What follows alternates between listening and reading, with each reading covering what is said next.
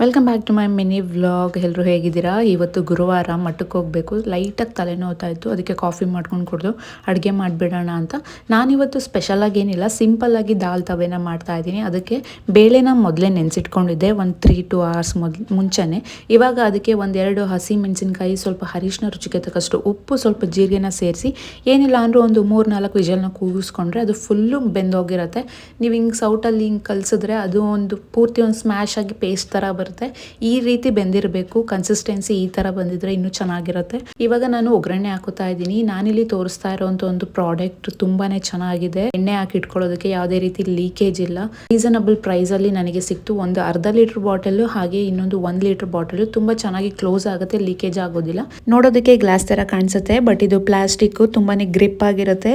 ಯಾವುದೇ ರೀತಿ ಭಯ ಇಲ್ಲ, ಈಸಿ ಆಗಿ ಬೈ ಮಾಡಬಹುದು. ಒಗ್ಗರಣೆಗೆ ಒಣಮೆಣಸಿನಕಾಯಿ, ಸಾಸಿವೆನ ಸೇರಿಸ್ಕೊತಾ ಇದ್ದೀನಿ. ಇದಕ್ಕೆ ಇಂಗು, ಕರಿಬೇವನ್ನ ಹಾಕೊಳ್ಳಿ. ನಾನು ಸ್ಕಿಪ್ ಮಾಡ್ಕೊತಾ ಇದ್ದೀನಿ ಯಾಕಂದ್ರೆ ಇರಲಿಲ್ಲ. ಹಾಗೆ ಸ್ವಲ್ಪ ಕೊತ್ತಂಬರಿ ಸೊಪ್ಪು, ಹುಣಸೆ ಹುಳಿ ಬಿಟ್ಟರೆ ತೋವೆ ರೆಡಿ ಆಗಿರುತ್ತೆ. ಸಿಂಪಲ್ ಆಗಿರೋ ರೆಸಿಪಿ. ಇಷ್ಟ ಆಗಿದ್ರೆ ನೀವು ಮಾಡ್ಕೊತೀನಿ. ಹಾಗೆ ಸಬ್ಸ್ಕ್ರೈಬ್ ಮಾಡ್ಕೊಳ್ಳಿ.